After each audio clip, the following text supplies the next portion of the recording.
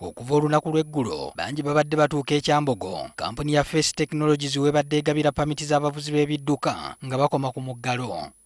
Bwe weekaliriza ng'otuuseewo oyanirizibwa ekipande ekiriko ebigambo ebiraga nti emirimu gyayimiriziddwa okutuusa ekiseera ekitali kigere.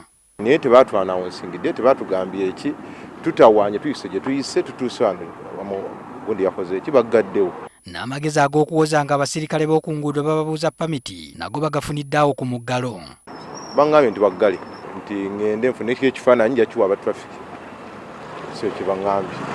Kino kyaddiridde kontulakiti ya kampuni ya Face Technologies ebadde ekola pamiti z'abavuzi b'ebidduka okuggwaako nga 3 omwezi oguwedde. Mu mwezi ogw'ekkumi omwaka guno, gavumenti yategeeza nti Uganda Security Printing Company yegenda okuddira aba Face Technologies mu bigere era nga kampuni eno ebadde erina okutandika okukwaza emirimu gino nga lumu omwezi guno, kyokka nga kino tekyasobose olw'ensonga omwogezi wa Ministry y'ebyentambula n'enguudo Susan Kataike z'atubuulidde. Tulina okutegeera nti embeera gye tutambuliramu eya COVID nayo teyabasobosezza kubeera nga basobola okutandika okukola omulimu. Balina ebintu bye bakyaleeta mu ggwanga nga tebina clearing. Kati Ministry eno esazeewo eyongezzaayo contract ya Face Technologies emyezi emirala 3. Okuva n'omwezi guno ogwa December paka ku nkomerero ya February era okutandika nga lumu March, USPC tukkiriza nti ejja kubanga emaze okuteekateeka ebintu byayo okulaba nti batandika okuweereza bannayuganda.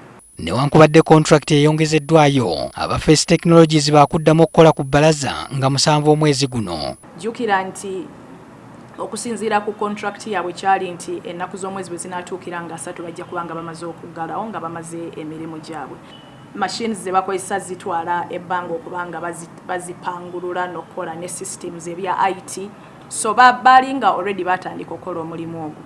Kati kino kyagenza okutuukawo ng'ate balina kuddamu nga bwe nagamba nti oba ku rebootinga system oba okuddamu okuzza ebintu byabwe obujja okubanga batandika okuweereza bannayuganda.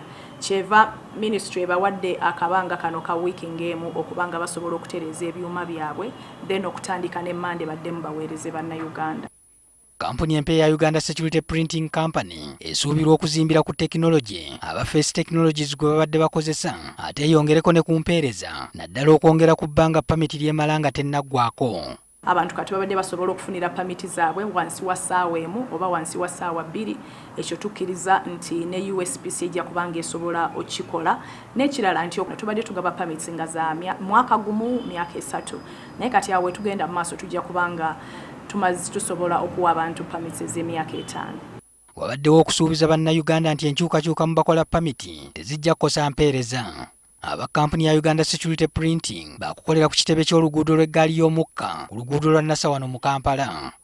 Patrick Sennyondo, NTV Akawungeezi.